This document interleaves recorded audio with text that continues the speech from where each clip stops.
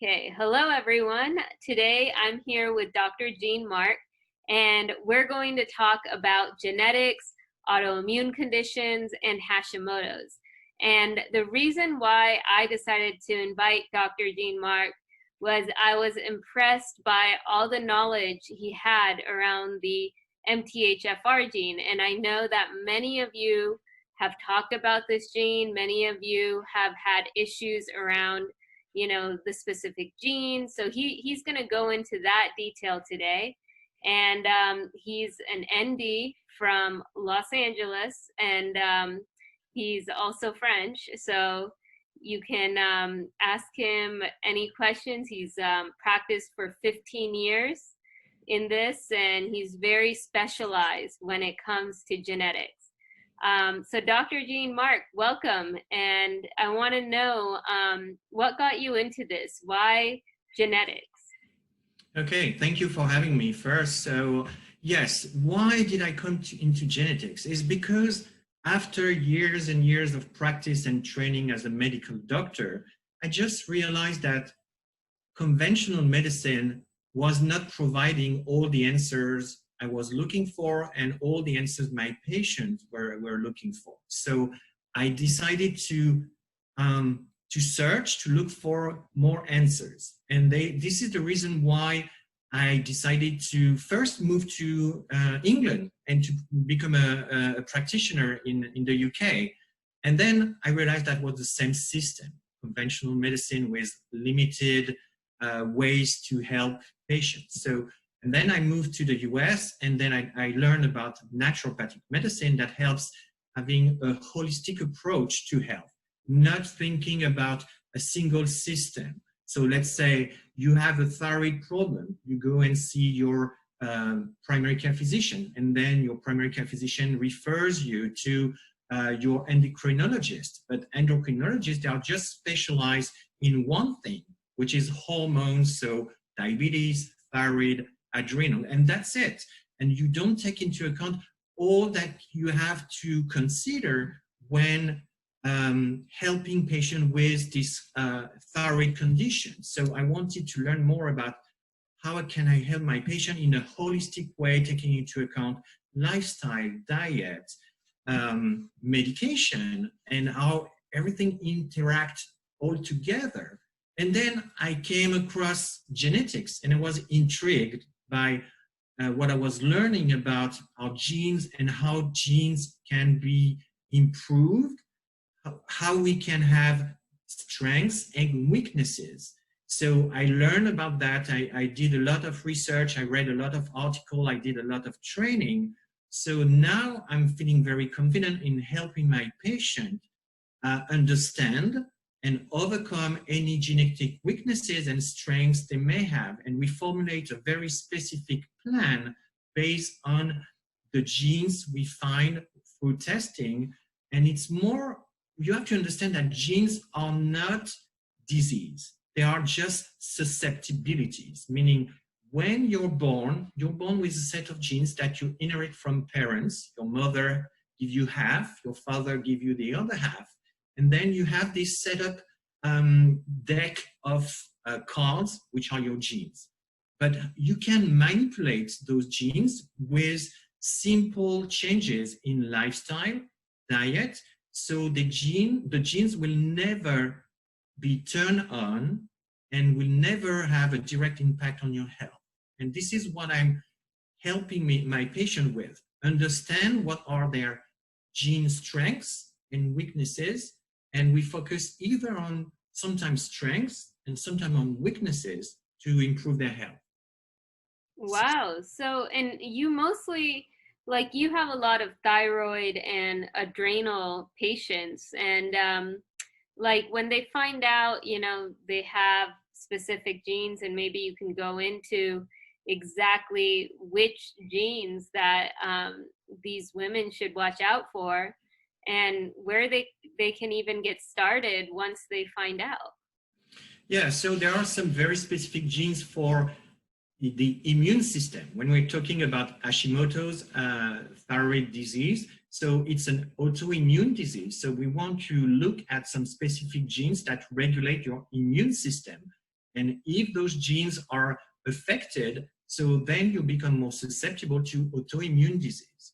Then you have also some specific thyroid genes that affect how the thyroid gland functions. So is it slow to use some proteins needed to make the hormones? Are they slow to move to one step to another step to make hormone active or inactive? So, and then you have your super genes, so the one that rule them all, which is the MTHFR gene. Why do I say that? It's because MTHFR gene is responsible for what we call methylation. What is methylation? Is using a simple atom of carbons with 3 hydrogen, which is a methyl group that we learn in chemistry. We put that, so the MTHFR gene put that on a specific vitamins, folate, that will become active. So you eat your food that contains folate, this MTHFR enzyme activate the folate, and the folate will have plenty of effect on your body. And that will include repairing your DNA and your cells. So when we think about inflammation, so it's going to repair and decrease inflammation. It's going to also affect your brain chemistry. So when we think about a slow functioning thyroid, we also have some sort of sluggish brain. So if we don't support methylation, we may not get the result with just thyroid treatment with hormone replacement. And then MTHFR also affects detoxification. And detoxification or environmental triggers are one of the well-recognized factors that trigger autoimmune thyroid disease, Hashimoto's. So, yeah, because a lot of the women in this organization, they know they have the MTHFR gene, but which specific mutations should they really watch out for? And what can they really do about it? I mean, even if they find out they have these specific mutations, it's just information, right?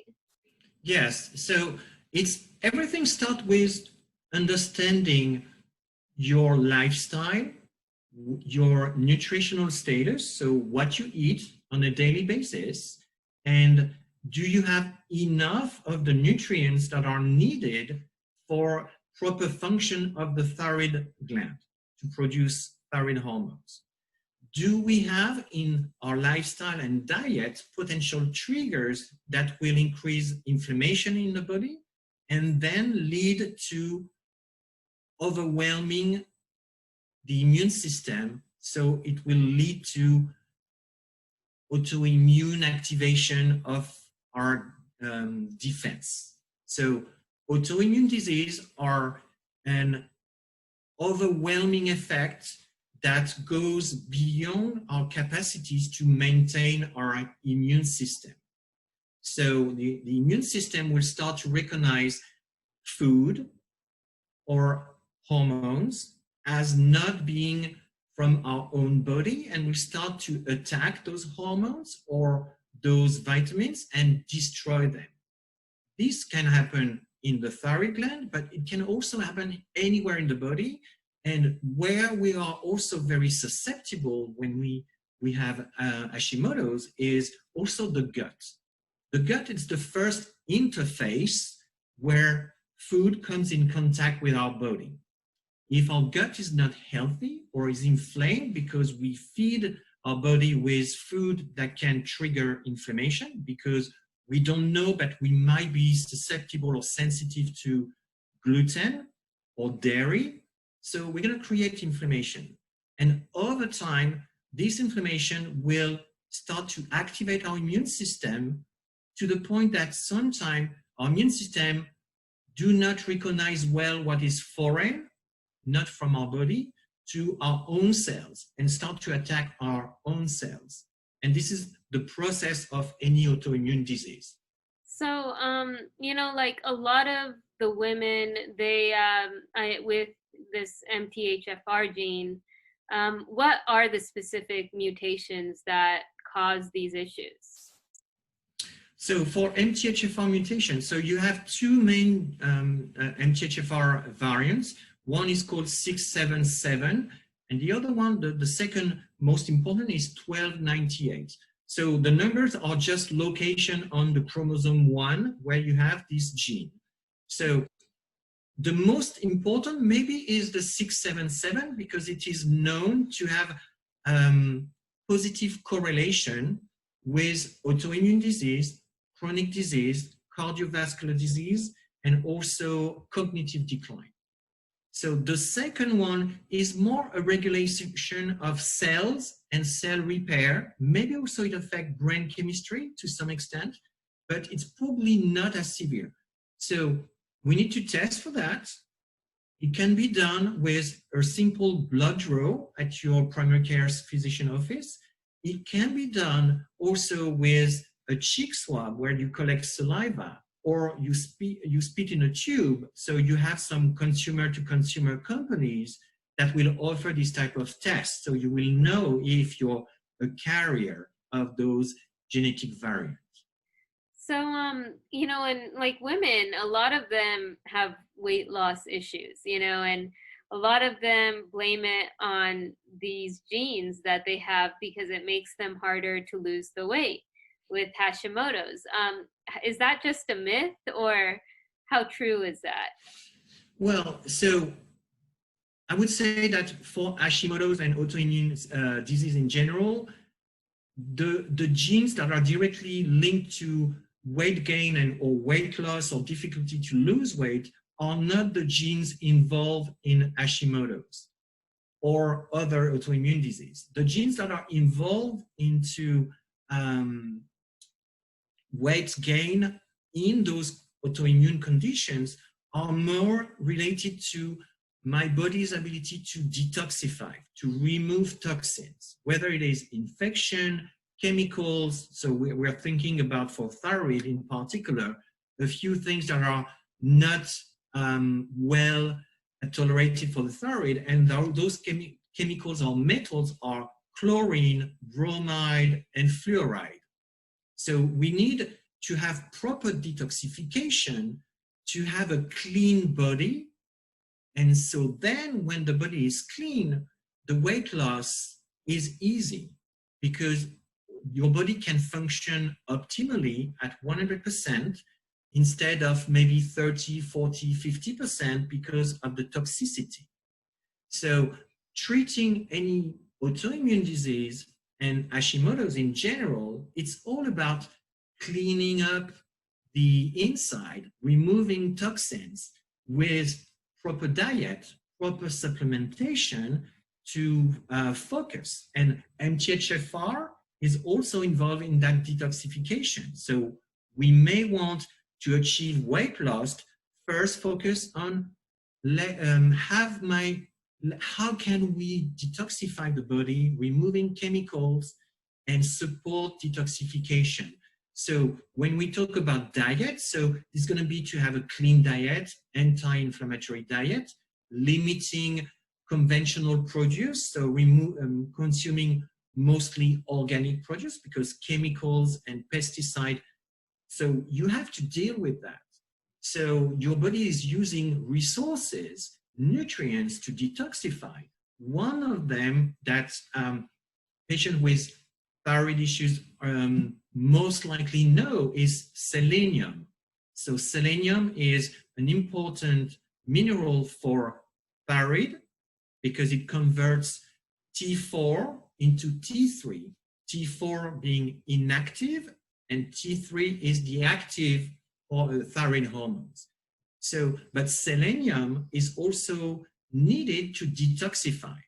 So then what happens when you're toxic and you don't know, your body is going to consume a lot of selenium to help cleaning the body to the detriment of your thyroid. So you will end up with a slow functioning thyroid, not because you do anything wrong, it's because your needs are channeled towards detoxification instead of supporting the thyroid. So if we want to improve energy in the body, which is the base to lose weight, so to have cells that consume energy. So because energy comes from carbohydrate, protein, but also fat. So we need to have proper function of the cells, not 50-40% function.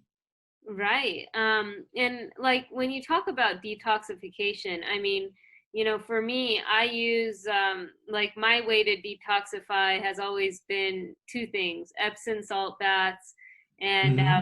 coffee enemas have helped me a lot. And maybe I do that like twice a week. What is like how often should someone detoxify? Do you have the body detoxify itself, or do you Mm-hmm. recommend using these sort of external resources? I think we live in a toxic environment. So the answer would have been different 20 years ago or 40 years ago. But today, I think that supplementing with some specific vitamins and minerals that support detoxification, so meaning the daily function of your liver to process all the waste that circulate in the blood and neutralize the toxins, dump them into the bile, then the bile goes into your gut, and then when you go to the bathroom, you remove the toxin that way from your stool. So coffee enemas, they help moving stuff in the bowel. So this is why it's helping to detoxify, because you have elimination that way. So magnesium is also important in detoxification process. So Epsom salt bath is a very good idea because it's gentle. You don't have to take it orally, and it helps. Why do we need magnesium? Well, for the thyroid, it's also very helpful. But second, our current diet is deficient in magnesium. Mm-hmm. So we tend not to consume enough greens, enough veggies, enough legumes, nuts and seeds that are high in minerals. So most of the time we end up with not having enough magnesium. So slowing down many of our processes. And then coffee or tea that contain caffeine, we tend to consume too much coffee to get through our day. And then coffee is known to deplete magnesium storage.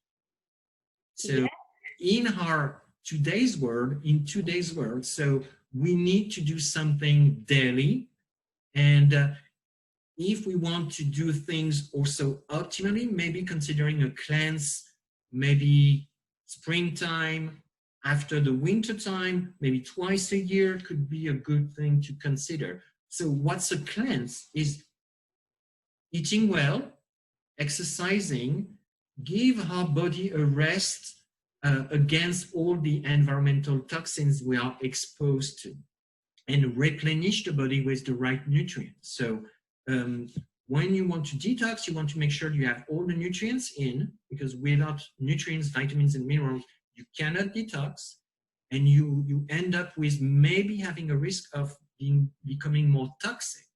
And there are some genes that you should always look for when you're trying to detox. In 2020, a proper detoxification plan should always include some genes to look at what we're doing. So that includes MTHFR, that includes PEMT, that include ACE-OD2 and others, and GPX, which is important for selenium and for thyroid, and our vitamin D genes are also important for that. So yeah, maybe you can even go into like the other question I get a lot is hair loss, and hair loss being like genetic for a lot of these women. And and it like a lot of them go on this thyroid medication, which I personally believe causes hair loss. But like, is this something that is genetic, and can they switch it? Well, so when you look for thyroid health, you want to make sure you have first the right diagnosis. So do I have the right test? Do I know if I have an autoimmune condition? Because autoimmune condition can more often lead to hair loss. Do you have enough of some of the important nutrients that can also slow down everything where our body is doing, including hair growth? So thyroid, when you're underactive thyroid, your overall metabolism is slower. So hair loss can result from that. Hair loss can result also because you're lacking iron, because our metabolism is slower to absorb it. And also methylation or the MTHFR gene can play a role. One of them, the 1298, can play a role into the reason why we're not making enough new cells. So we cannot renew our hair, so we start losing hair and it's not growing back. And in most cases, there are a specific type of folate, so vitamin B9 supplement that you can take to palliate that, why we're treating and improving overall health and thyroid health. I see. And when it comes to like clean diet and lifestyle changes that you've mentioned, a lot of the women I've worked with, they say that their diet is extremely clean and very gluten free, and but they're still not seeing results. And what do you say to patients that come in saying that they have a very clean diet but it's not helping? Well, of course, we go through an analysis of the nutrient that those individuals are getting from their food. And then we look at possible deficiencies, possible increased need for very specific ones. Of course, I mentioned already the detox and the detoxification. So things cannot improve if our body is still inflamed. And maybe that's also because we have some genetic weaknesses that prevent us to heal as fast as we would like. So we have to support those very specific genetic weaknesses so you can start feeling better. I was mentioning selenium because there are a specific gene that prevent you to get better. I was mentioning the vitamin D gene and vitamin D level. That's important to make sure we have that on board. And the other thing to consider, and that comes from a 2000 studies or multiple studies from an Italian doctor, MD Alessio Fasano, who was able to demonstrate that all autoimmune disease have three important components. You need to have a trigger, environmental trigger. You need to have some genetic predisposition. And third, you most likely have some leaky gut or issues with digestion. You may not feel it because sometimes you feel that I'm digesting well, but because I'm consuming every day a food that my body is sensitive to, I have daily symptoms that I cannot really identify, or I have chronic inflammation, low level of inflammation in my gut that is not sufficient to have symptoms, to lead to symptoms, but they are sufficient to reduce absorption of the nutrients. I see. Yeah. So even though the diet is perfect, you're not absorbing what you're getting from your healthy diet. So you end up with being depleted on those critical nutrients. I see. So how do you go about like working with like what are some of the results you've achieved with women who have Hashimoto's? So first, the most important, so we want to make sure that we have the right diagnosis. So we monitor with the right test. So I have a story from when I was practicing in England. So there, the conventional care when you have patient with thyroid, underactive thyroid, is to monitor just one marker, TSH. And if TSH is within range, you're good. We don't do any other testing. So we want to make sure we have the right tests to be able to monitor closely and to make sure that we are within the range. So this is the foundation. So then we look at drugs. So what type of medication are you taking? Are you taking T4, so levothyroxine, or are you taking also T3? And everyone who have autoimmune thyroiditis, Hashimoto's, should be on some amount of T3. So then we look at that. And then third, we're going to look at lifestyle and diet and genetic predisposition. And then there's no reason that we do not get any results when we take the whole picture into account. And we are not focusing on just the lab or the TSH or the dose of T4. So that makes all the difference. And then of course we can move to a step further, looking at the digestion. As another step, looking at the adrenals. So the tiny glands above our kidney that controls cortisol. And stress is also something that has a negative effect on the thyroid. Yeah, I mean, stress and the adrenals, they did like a number on me. And when I had Hashimoto's, that was my biggest problem, was like the adrenals. And once I fixed the adrenals, my numbers started to bounce back.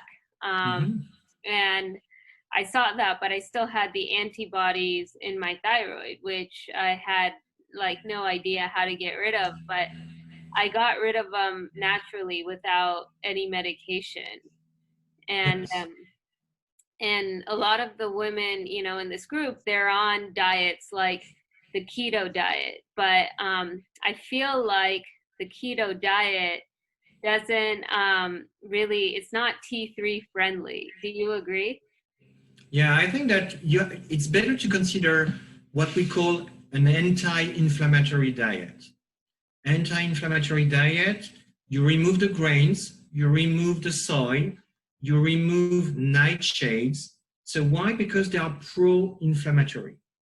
When you have pro-inflammation, so you're going to create some inflammation, it's going to increase histamine, and then the body will be on defense mode, defense activation mode, meaning that your immune system is almost ready to attack anything it can see path next to it. So it's gonna exacerbate potentially when you're eating any food that creates inflammation. It's gonna exacerbate your autoimmune response. So your antibodies will go up. So I'm not for any type of diet that restricts too heavily some of the macronutrients.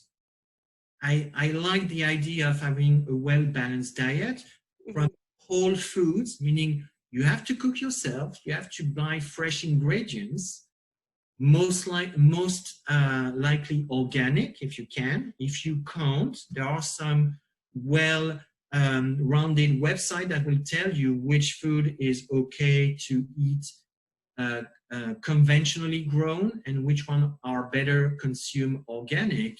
And you can have a diverse diet, healthy diet, nutrient dense diet that will be beneficial. You don't have to restrict your diet too much. I understand the ketogenic diet, but I think that we don't have to go that far. So healthy diet is fine, anti-inflammatory diet is fine. There are some small variation that we call autoimmune diet, which are small variation. So in which case you remove the soy, you remove the grains and nuts and seeds from it, which I'm not necessarily like too much because you remove a lot of potential sources of omega-3s or omega-6s, which are both important for hormone balance because your hormones, they depend on cholesterol. Mm-hmm. you want to have diverse way to get healthy fat in your diet. Absolutely. Yeah. With that, what are your like 3 biggest takeaways for women today? Well, so good question. So avoid first the 3 enemies of your thyroid: chlorine, fluoride, bromide. Bromide are what we call flame retardants. But in the US, it's still allowed to put bromide in some sodas. So I will not mention the name, but it's orange-green bottle. This drink, it contains bromide. So chlorine, where the chlorine is coming from? It's coming from your shower, from your water supply. So if you have any thyroid issue, you want to use a filter on your shower head just to remove the chlorine. And then third is fluoride. Why should we remove that or be cautious about how much we are exposed to? Is because those 3 chemicals are similar in terms of structure to iodine. And you see the connection with your thyroid. So your body will be fooled and will consider that bromide or chlorine is iodine, will be used to try making hormones, thyroid hormones, and it will stop there.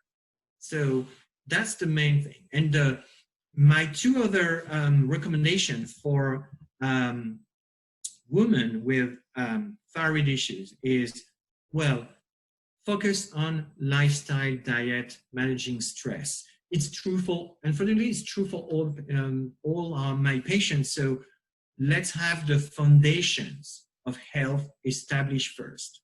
So sleeping enough hours, we detox at night, we remove toxins at night, mostly 95%. So eating well, exercising, and managing stress with whatever you like doing, hobbies, meditation, journaling, yoga. Mm-hmm. And then something that is not considered very much at the moment is exercise. We are a lot into CrossFit, spin classes. Mm-hmm. Those intense exercise, they tend to have a negative effect on the thyroid health because they deplete nutrients. So maybe you need to switch to, until your thyroid is healthy again, you need to switch to a more moderate to mild intensity exercise. Right. Exactly. And I guess in terms of the women wanting to, look more into genetics, where do they start? Like, should they use 23andMe? I think that's the easiest. So most of my patients, they already have done some sort of genetic testing through these consumer-to-consumer companies, so 23andMe, Ancestry DNA. So you can use the data that you can extract from those companies and put that in a different software, and I can guide my patient, or I can do that for them, so we can have a broader picture and not only looking at MTHFR, but all the other genes I mentioned earlier, the specific genes about the immune system, the thyroid genes, and the detox genes, the brain chemistry genes, so what helps with cognitive health and focus, cell repair. So those platforms will give you more information. So that's probably the cheapest way. It takes time. So the time you order the kit, it takes 6 to 8 weeks to get the result and to start the process. There are also smaller companies that will offer cheek swabs or spit tests. So it could be better to consider those if you cannot do a spit test. So cheek swab, you rub the inside of your cheek and you send the DNA that way. So they usually offer reports with dietary recommendation, but you have to understand that they are computer-based, so they cannot be really individualized at some point. So it's better, you can do both. They are very good. All of them are very good, but it's better if you have a practitioner who's trained in looking at the genes and focus the analysis based on your health concern, rather than having a computer base that will look at the genes the same way for everyone. So we are in 2020 in the precision, precise, individualized medicine era. So we have way more tools, but we have to use the tools the right way. Love that. So what's one inspirational quote we can sort of get things ending today, and maybe I'll share your website, how they can get in touch with you. And yeah. So I think that there's a good quote. I don't remember who's coined the term, but so because we're living in a toxic environment, I like this this quote, which is, the solution to pollution is dilution. So it means that we're exposed no matter what we do, but the best way to get rid of those toxins is to flood our body with the right things, the right nutrients, the clean water. And like this, we manage to reduce over time, we dilute the toxins and we get rid of them. Hence, we're improving our health. love that. I love that. So yeah, I mean, I think detoxing is one of the biggest things, one of the biggest takeaways we have here.